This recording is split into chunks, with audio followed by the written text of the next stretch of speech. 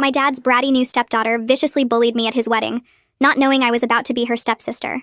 I arrived at the hotel early with my new stepmother's something blue, planning to surprise her before the ceremony.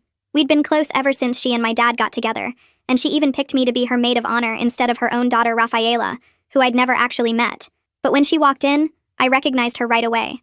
Ratty extensions and fake tan and all. I'd lost 60 pounds since the last family photo my dad had shared, and my hair was now blonde instead of brunette, so she didn't realize I was the girl who was about to be her new sister. "Excuse me, what the hell are you doing in here?"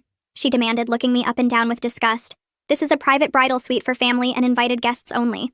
How did you even get past security?" Before I could explain, she called out, "Girls, we have a problem." Some random woman broke into the suite. I tried to say, but she cut me off immediately. And honestly, part of me wanted to see what kind of person my new stepsister really was before she knew who I was. "Oh my God, look at your dress," Rafaela said, circling me like a predator. "Did you get that at Goodwill? It's so pathetic when poor people try to sneak into nice events. You probably saw the wedding announcement online and thought you could pretend to belong here." 2 other bridesmaids came in and she announced, "Look at this tragic woman trying to blend in with that awful dress and those palest shoes. It's actually sad." When I said I was here for the wedding, she laughed and said, "You're not on the guest list.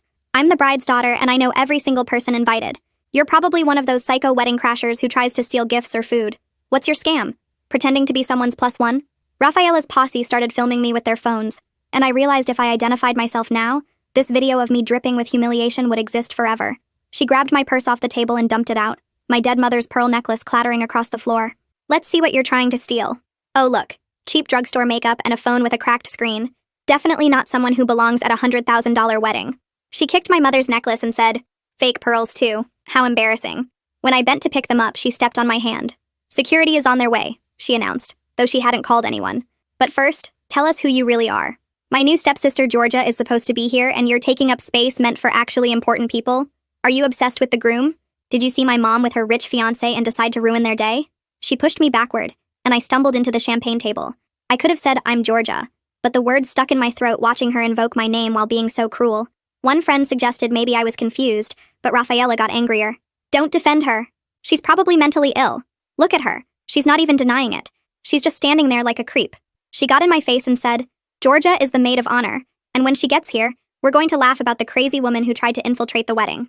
She picked up a champagne bottle and started shaking it. "You know what? You need to learn what happens to wedding crashers." She popped it and sprayed it all over me, soaking my dress and hair completely. "Oops!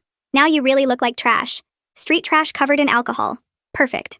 The other girls laughed and took pictures while I stood there dripping, thinking how my dad would feel if I caused a scene right before his ceremony. When I didn't leave, she got on her phone and actually called hotel security. "We have an intruder in the penthouse bridal suite. She's unstable and refusing to leave. She's probably dangerous, might be on drugs. Please hurry."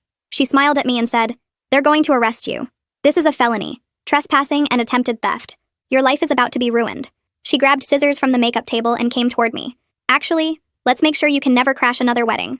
She grabbed my hair and actually cut off a chunk of it. "There. Now you look as crazy on the outside as you are on the inside. When Georgia gets here, the actual maid of honor, I'll tell her how I protected the wedding from a psycho stalker who was probably going to hurt someone." At this point, I was in too much shock to speak. That's when the door to the adjoining room opened, and my stepmother walked out in her robe, hair and makeup perfect. "Georgia! There you are. I was wondering when my maid of honor would arrive. Sweetheart, what happened to your hair?" Rafaela's hand still held the scissors and my cut hair as she stared between us, her face draining of all color as she realized she'd just assaulted her new stepsister. My stepmother's eyes went from the scissors to the chunk of blonde hair on the floor to my butchered head, and her whole body went rigid. She rushed across the room and grabbed my face in her hands, turning my head to check my scalp for cuts while Rafaela stood there frozen with my hair still tangled in her fingers. The champagne that had been dripping off my dress was pooling on the white carpet and making these little splashing sounds every time I moved.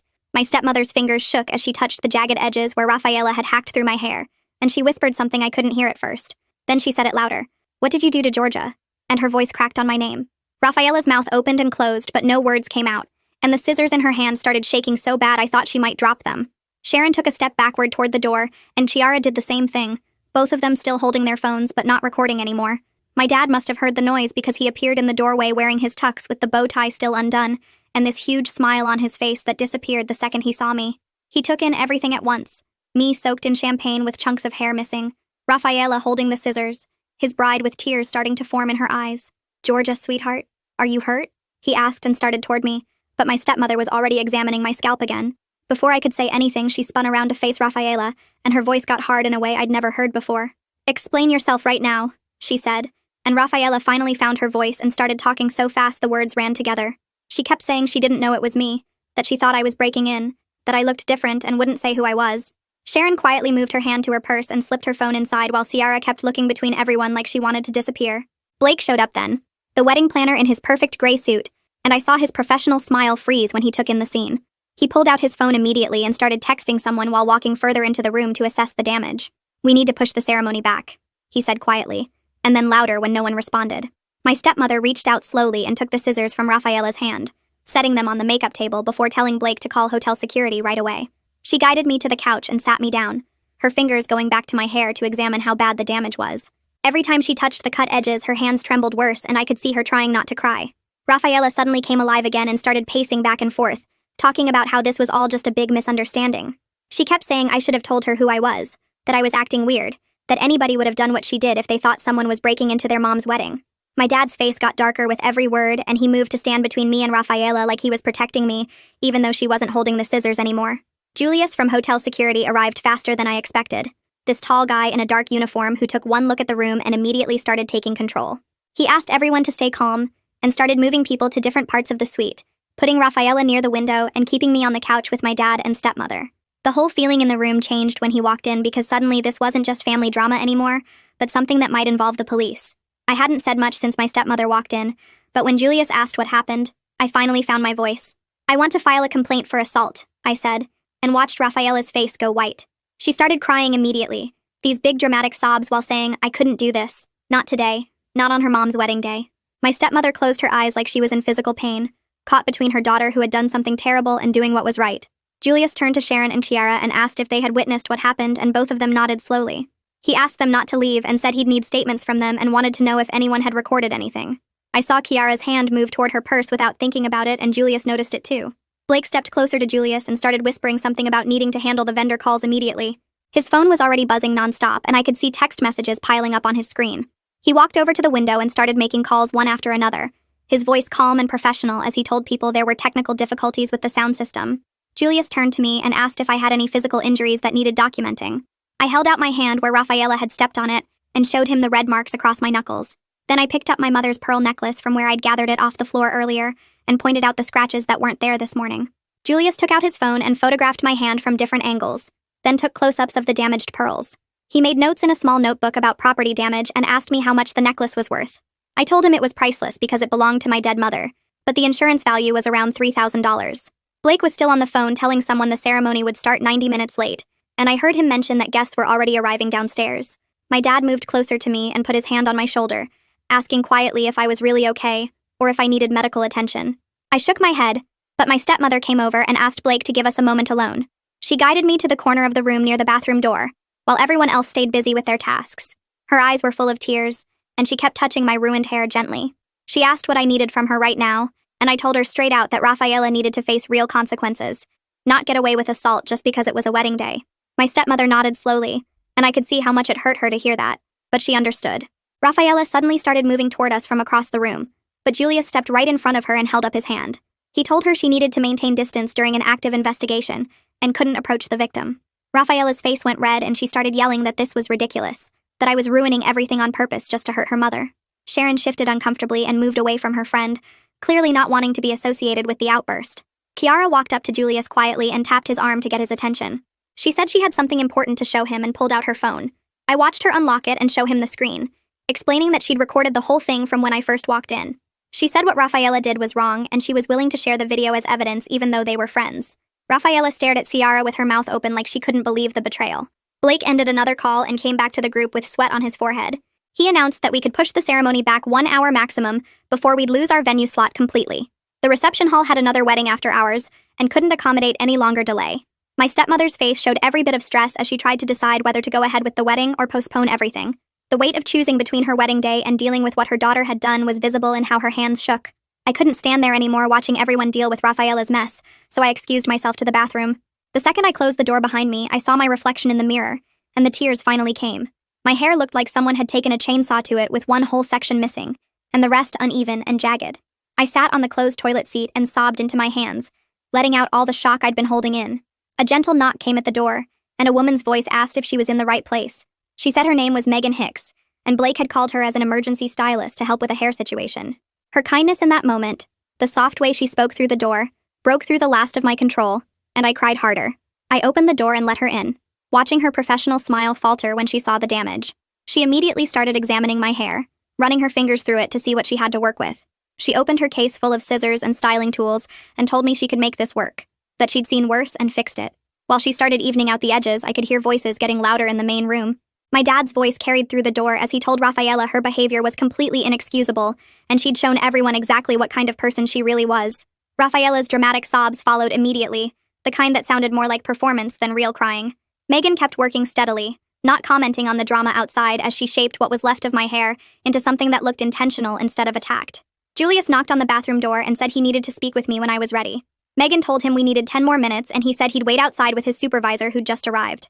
She worked faster but still carefully, creating a short pixie cut that actually looked pretty good considering what she started with. The door opened again, and Julius came in with an older man in the same security uniform who introduced himself as Julius's supervisor. They had papers in their hands, and Julius explained that if I wanted to press charges, I needed to sign the forms now. He said the hotel took assault very seriously and had a zero-tolerance policy for violence on their property. The supervisor added that with the evidence they had, charges would definitely stick, and Rafaela could be arrested today. The decision felt huge knowing it would happen at my dad's wedding, but I picked up the pen anyway. Through the bathroom door, we heard my stepmother's voice, clear and firm despite the emotion in it. She announced that the ceremony would proceed in 45 minutes, but would be scaled down to immediate family only. The reception was postponed indefinitely, until they could reorganize everything properly. Then her voice got harder as she told Rafaela she would not be participating as a bridesmaid, or in any part of the ceremony. The silence that followed felt heavy with the reality of consequences finally landing. Sharon knocked on the bathroom door and asked if she could come in for a second. I nodded and she slipped inside, watching Megan work on evening out the jagged edges of my hair. She stood there fidgeting with her phone for a moment before saying she was sorry for not stopping Rafaela when things got out of hand. She admitted they all knew Rafaela could be mean sometimes, but never expected her to go that far with the scissors and champagne. Her hands shook as she talked, and I could see she was genuinely upset about what happened. Megan kept working steadily, using her thinning shears to blend the shorter pieces into something that looked intentional. My dad's phone started buzzing, and he answered it, putting it on speaker when the family attorney's voice came through. The attorney told me to document everything right now while it was still fresh in my memory. He said to take photos of the red mark on my hand where Rafaela stepped on me and get pictures of my damaged dress and mother's scratched pearls. Dad grabbed his phone and started taking pictures of my hand and the champagne stains, while the attorney explained we needed written statements from all the witnesses immediately. Through the door, we could hear Rafaela's voice getting louder as she talked to her mother. She was saying this whole thing was my fault for not telling her who I was right away. She claimed I deliberately let her embarrass herself because I wanted to make her look bad at the wedding. Her voice got more shrill as she insisted I was manipulative and had planned this whole thing to ruin her relationship with her mother. My stepmother's voice cut through sharp and cold, telling Rafaela to stop making excuses for assault. Blake appeared at the bathroom door looking stressed and holding his tablet. He said several guests downstairs had noticed the security presence and were asking questions about the delay. He was trying to contain the situation, but needed to know what to tell people who were getting worried something serious had happened. The hotel manager had just arrived personally to check on us, and wanted to make sure we had everything we needed. Blake said the manager was concerned about the hotel's reputation if word got out about an assault in the penthouse suite. Julius came back with more information about the charges. He explained that using scissors as a weapon made this assault with a deadly weapon, which was way more serious than simple battery. The charge could mean actual jail time, not just probation or community service. Rafaela must have heard him because her crying suddenly stopped and everything went quiet in the main room. Kiara walked over to Julius holding her phone and started transferring the video she'd recorded to his tablet. We all gathered around to watch it, even though I really didn't want to see myself getting humiliated again. The video showed everything clearly, from Rafaela dumping my purse to spraying me with champagne to cutting my hair with the scissors. My stepmother watched for about 30 seconds before she had to leave the room, her hand over her mouth. Seeing her daughter attack me on screen was different from just hearing about it. The attorney's voice came through the phone speaker again after we'd watched the video.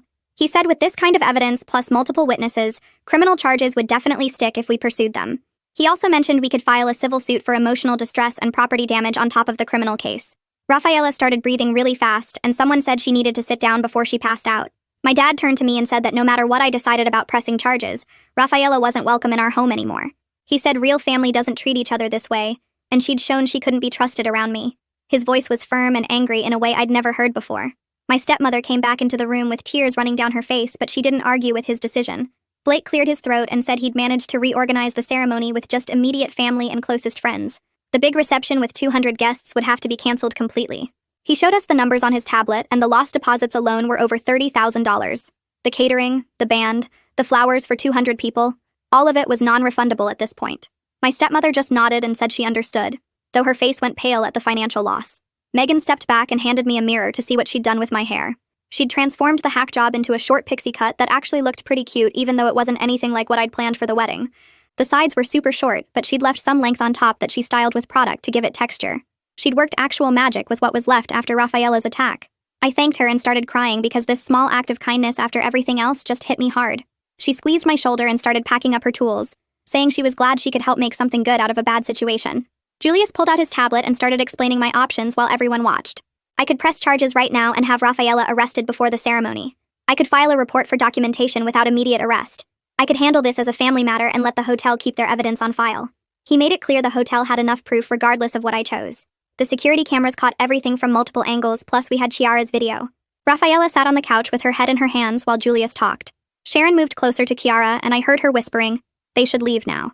She said this wasn't their problem, and they didn't need to get involved. Chiara shook her head and said they were witnesses who needed to do the right thing. Sharon grabbed her purse and said she wasn't getting dragged into court over this. Chiara told her to think about what Rafaela did to me with those scissors. Their friendship was breaking apart right in front of us. My stepmother came back into the room looking more composed, but her eyes were red. She walked straight to me and took my hands in hers. She said she supported whatever decision I made about pressing charges.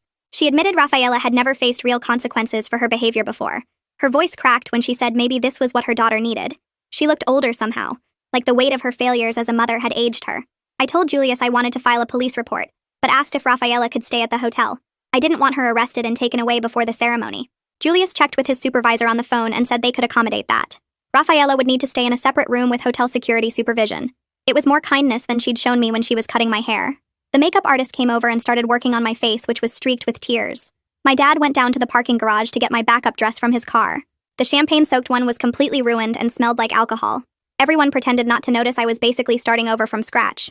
Megan worked quickly to fix my makeup while Blake made more phone calls. Julius explained the terms to Rafaela, who nodded without looking up.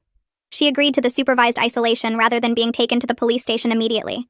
2 security guards came to escort her to a small office on another floor. She stood up slowly and looked at her mother one last time. Her face was desperate and pleading, but my stepmother just nodded. Rafaela followed the guards out without saying anything else. Blake came over with his phone showing me the updated timeline.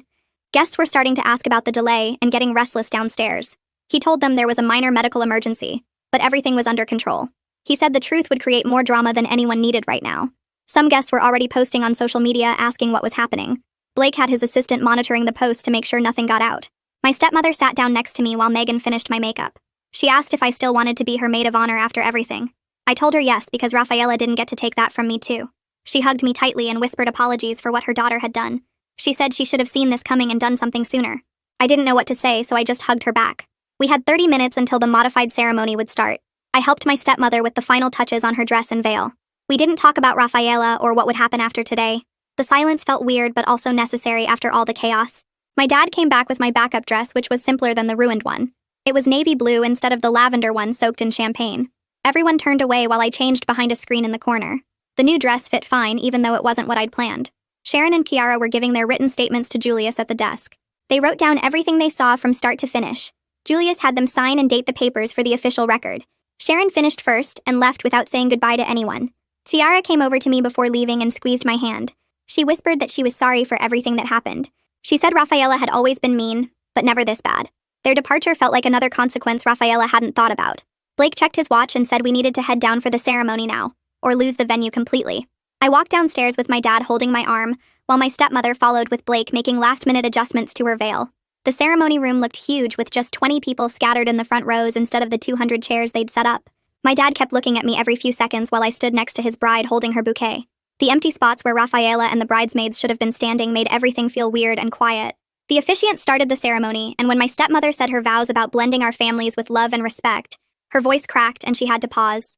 I saw my aunt dabbing her eyes with a tissue even though she didn't know what had happened upstairs. The ceremony ended quickly without all the readings and special music they'd planned. We took a few photos, but everyone looked stiff and uncomfortable. Julius came over while the photographer was packing up and quietly told us that Rafaela had been taken to the police station for processing. My stepmother just nodded and turned away without asking anything else. The big reception was canceled, so we just went to the hotel restaurant for dinner with the family members who'd stayed. Everyone picked at their food and made small talk about the weather and traffic. My dad kept his hand on mine the whole meal and squeezed it whenever someone tried to ask about Rafaela. After dinner, my stepmother asked me to come to the hallway for a minute. She handed me a check and said it would cover any medical bills, the dress, my mom's necklace repair, and therapy if I wanted it. She also said she was sorry for everything her daughter had done and that she should have seen this coming. I took the check and told her it wasn't her fault, but we both knew that wasn't completely true. 2 days later, I sat in a small office downtown while a prosecutor went through all the evidence Julius had collected. She showed me the video from Ciara's phone and the photos of my hand and my cut hair. She explained that Rafaela would be charged with assault and battery, which would go on her permanent record. The prosecutor said with the video evidence and witnesses, Rafaela would probably get probation and community service since it was her first offense. She asked if I was okay with that, or if I wanted to push for more serious charges. I said probation was fine because I just wanted this to be over. The next week, Rafaela's lawyer called about a plea deal where she'd do anger management classes and stay away from me for 2 years. The restraining order meant she couldn't come to any family events I was at or contact me in any way. I agreed because dealing with a trial would just drag everything out longer. My stepmother called me a few days later to say she'd signed herself and Rafaela up for family therapy. She said she realized she'd let Rafaela get away with too much for too long and they needed professional help. She told me Rafaela's mean behavior didn't start overnight, and she felt responsible for not stopping it sooner. 3 weeks after the wedding, my hair had grown out enough that the stylist could shape it into something normal looking. My mom's pearl necklace came back from the jeweler fixed, but I could still see tiny scratches when the light hit them a certain way. My hand had healed completely, but sometimes I still felt that phantom pressure from Rafaela's shoe. The physical stuff was getting better, but I kept having dreams about being trapped in that suite while everyone laughed at me. My dad started taking me out for dinner every Tuesday, just the two of us. He'd pick restaurants far from where we might run into anyone we knew, and we'd talk about everything except the wedding. One night, he told me he was proud of how I'd handled everything, and that Rafaela would never be allowed near me again. He said he'd make sure of it even if it meant missing some holidays with his wife. He also said he wished he'd protected me better, and that he should have known something was wrong when Rafaela didn't want to meet me before the wedding. These dinners became the best part of my week because it felt like I had my dad back without all the step-family drama. My stepmother kept sending me updates about Rafaela's community service at a homeless shelter and how therapy was going. She said Rafaela was learning about consequences and starting to understand how wrong she'd been. I never responded to these texts, but I didn't block her number either. Part of me hoped Rafaela would actually change, but mostly I just wanted to forget she existed. The wedding felt like it had happened years ago, even though it had only been a few weeks. Everyone in our family acted different now, more careful and quiet around each other. The family we were supposed to become at that wedding never really formed. Instead, we became something else, something broken that we were all trying to figure out how to live with. The first sign things were getting worse came when my phone started blowing up with notifications. Blake had tried to keep the wedding mess private, but someone posted the security footage online. Within hours, the video of Rafaela cutting my hair with scissors was everywhere.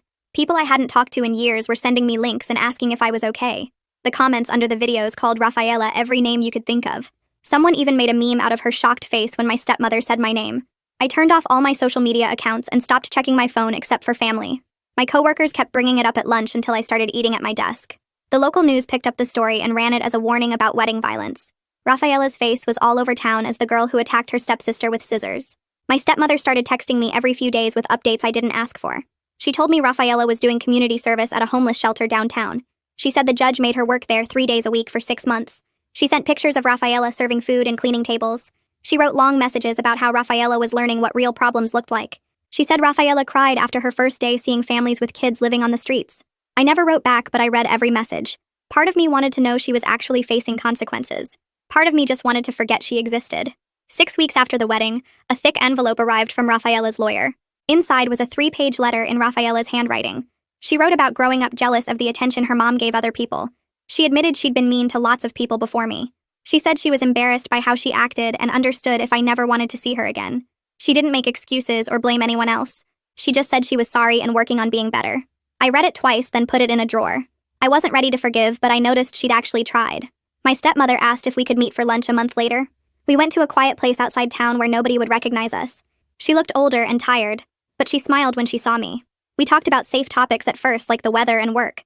Then she told me she'd been going to therapy too to understand how she'd raised someone capable of such cruelty. She said she realized she'd always made excuses for Rafaela instead of teaching her consequences. She never asked me to forgive Rafaela or even talk to her. She just worked on earning back my trust one lunch at a time. We started meeting every 2 weeks and slowly it got easier. 3 months after the wedding, Dad planned his birthday dinner at his favorite steakhouse. Just him, my stepmother, and me at a corner table. Nobody mentioned Rafaela or asked why she wasn't there. We laughed about Dad's bad jokes and shared dessert. My stepmother gave him a watch and I gave him concert tickets. It felt like a real family dinner for the first time since the wedding. We took pictures together and everyone looked actually happy. That night felt like proof we could be okay without Rafaela around. A few weeks later, my stepmother called to say Rafaela had finished her counseling program. She said Rafaela wanted to apologize in person and make things right. I thought about it for a day, then called back. I told her I was glad Rafaela was getting help, but I wasn't ready to see her. Some things can't be fixed with apologies. My stepmother said she understood and wouldn't bring it up again. She kept her word and never pushed me about it. The hotel sent a formal letter apologizing for the security breach and trauma I experienced. They offered to pay for all my therapy sessions for a year. Julius called personally to check how I was doing. He said the hotel had changed their policies because of what happened. He sent flowers on my birthday with a note saying he hoped I was healing. The manager comped our entire wedding bill as an apology. These strangers showing kindness helped more than they probably knew. 6 months after that horrible day, I woke up one morning and realized I felt normal again. Dad and my stepmother seemed stronger after surviving the crisis. They'd learned to communicate better and set boundaries. I'd learned to protect myself and not feel guilty about it. Rafaela was still getting help somewhere far away. We were all in better places than we'd been at that wedding. The family we'd planned to be never happened, but what we built instead was honest and real. That's a wrap for now. Thanks for just hanging out and exploring all these little details with me. Until next time, subscribe for more content like this.